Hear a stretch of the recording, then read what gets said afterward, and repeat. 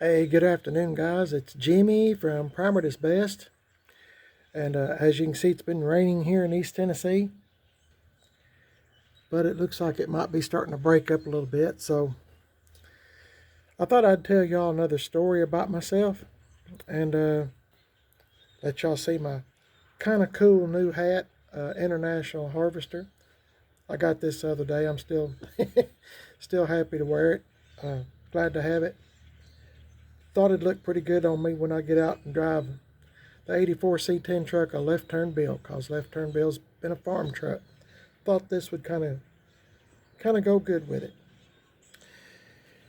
Anyway, today's story is one that I've told you probably, I'm going to guess maybe 2 years ago, but I've had some people ask me to repeat it again.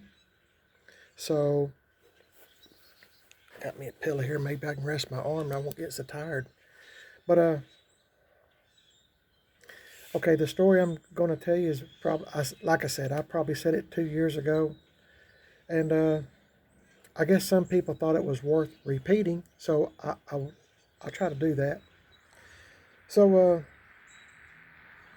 let me start off by saying, back in the about 1973, I'm fixing to be, well, might as well say 66 years old. So back in about 1973, 74, I was I was working two jobs and going to school.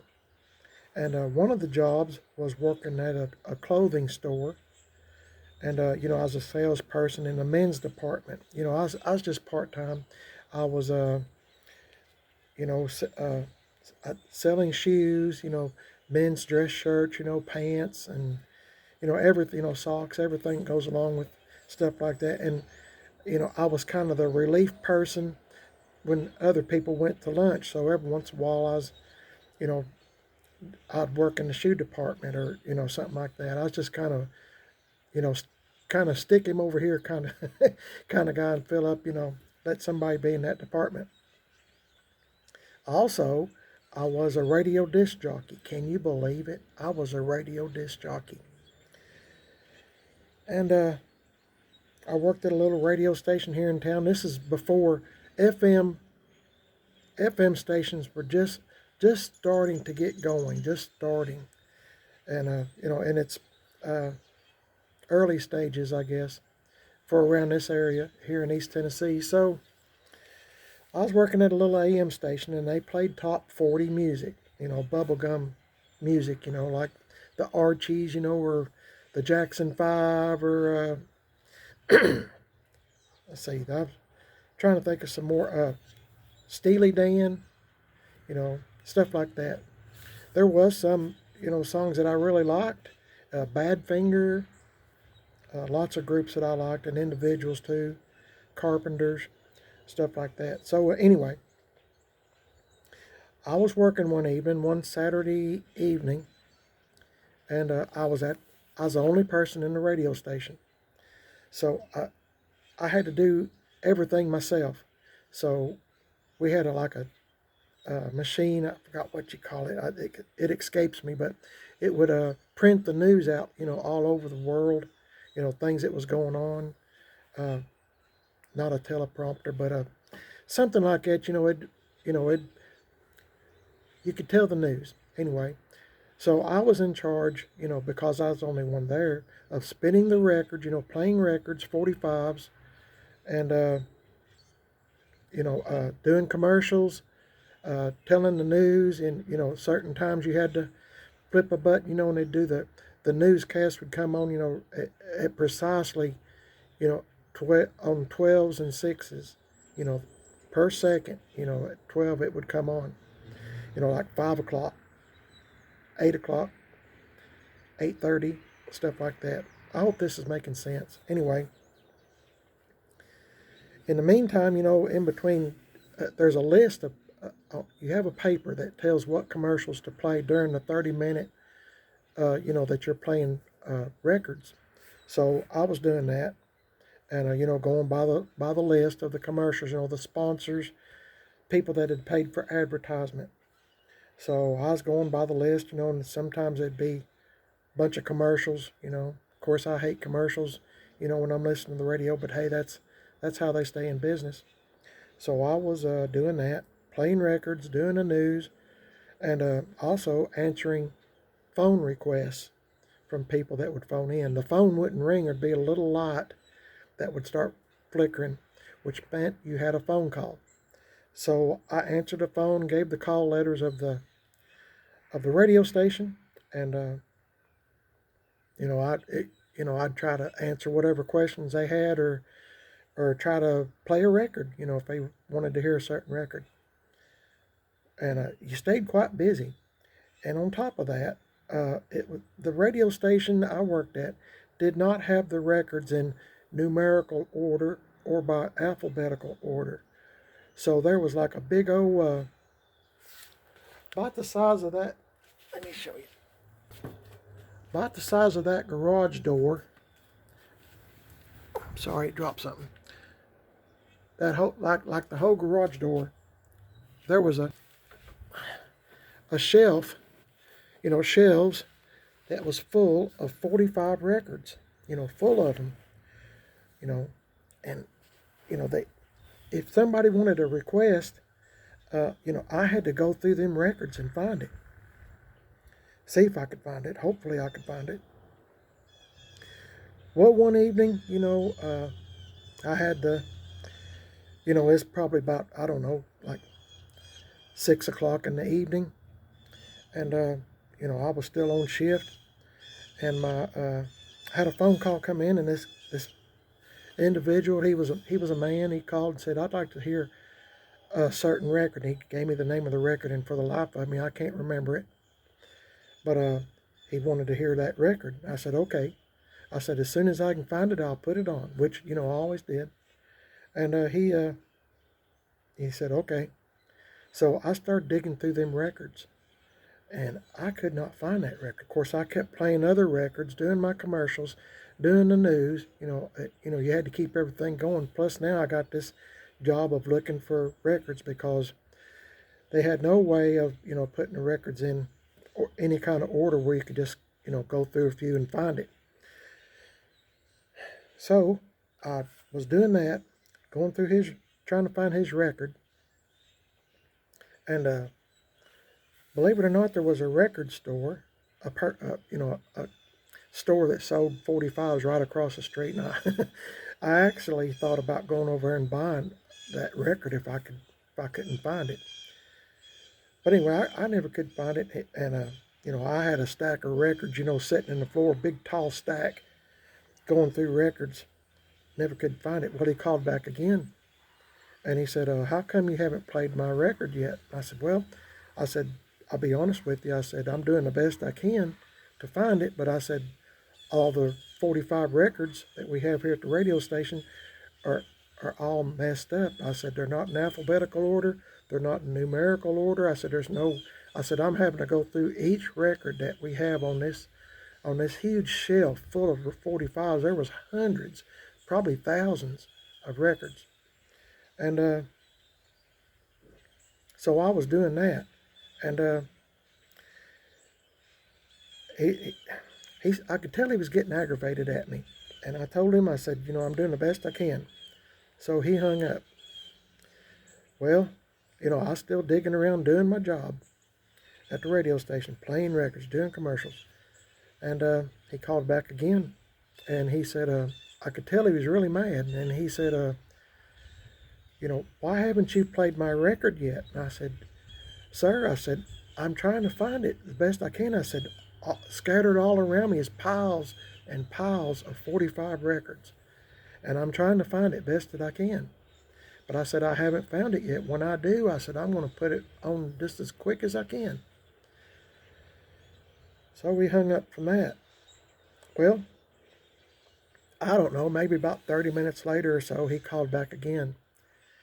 And he said, "If you don't play that record in the next 5 minutes," he said, "I'm going to come down there," and he said, "I'm going to whip you really good, really good." So I said, "Buddy, I'm doing the best I can," but that was the end of the conversation. So while a record was playing, on the air, I went and locked the door at the radio station. And of course, I'm the only one in there. It's a real small station, not much bigger than like a bedroom, you know, kind of like a big size bedroom. But that's about how big the radio station was. So I locked the door and kept looking for that record. Well, by that time, my relief person come in to relieve me from my shift. So, he come in and, pecking on the door and, knocking. And I went and opened it up for him and let him come in, and I locked the door back. And he said, "Why are you locking the door?" And I said, "Well," I said, "there's a guy on the radio that keeps calling the radio station wanting me to play his record." And I said, "I can't find it." And I told him the name of the record. And I said, "He's threatening to come down here and, whip me, because I couldn't find it." And he just started laughing. He said, "Oh," said, "we get them crackpots all the time." Of course, he'd been working there longer than me. Everywhere I worked at that time, I was just kind of a fill-in. So he said, "Don't worry about it." And he said, "Just going home," said, "I'm here." And I said, "He's a friend of mine." And I said, "Don't you want me to stay and make sure everything goes okay and make sure he doesn't come down here?" I said, "I promise you," he sounded really aggravated. And I said, "He sounded like he meant business." And he said, "No, no." He was laughing and all that. And he said, "Go on home," said, "You've done your shift. Go on home and do whatever you want to do. Get ready for, whatever you want to do. Of course, it's late evening. It's time to get a shower and go to bed." And so I left after, I asked him several times, did he want me to stay? And, me and him be there together. And well, I hadn't left, but I hadn't been gone but maybe just a few minutes, maybe, I don't know, maybe 10 minutes or so. And my buddy had he'd went outside. Yeah, he unlocked the door to the radio station, went outside to smoke a cigarette while the record was playing, the 45, and somebody come up behind him and beat the far out of him. I mean, beat him up, come up from behind him and just waylaid him. And it was, in the little town closest to us, he was just laying on the sidewalk, stretched out. And I never did know that guy's name that done that, or why he didn't just go buy that record that he loves so much, why he didn't just go buy the record. But my buddy, he was wrong on that one. He took the punishment, I guess, intended for me, but I'm telling you, there was nothing else I could do. I was doing the best I could. I don't know. Isn't that weird, though, how somebody would do someone like that and just laid him out on the sidewalk? And I don't know how long he laid there before somebody found him, but like I said, he's in kind of like downtown, to the town closest to us, and of course he recovered and everything, but still, just, I don't know where he come up from behind a bush. I'm trying to remember how, there was a little alley way kind of close to the radio station. Maybe he was standing there, I don't know, just waiting, I don't know, but that's weird, isn't it? But anyway, he recovered, and he's passed away now. He was one of my good friends, and he passed away. Not from that, though, but it's just, the Lord called him, and he had to go. So I still think about that a lot, though. It's kind of eerie, kind of weird, over a record, a 2 or 3 minute long record. Isn't that weird? Anyway, let me know, excuse me, let me know what you think about this story, and let me know if you like stories like this or not. I'd appreciate it if you'd subscribe to the channel. Primer is Best. I have lots of stories, some of them kind of strange, I think, that one being one of them. But I didn't pursue listen to my voice. I didn't pursue a career in being in radio or anything. I was just at the time, I was working 2 jobs and going to school and trying to save up money for, takes whoever my girlfriend was or date at the time to go out and see a movie, grab something to eat, and put gas in my car.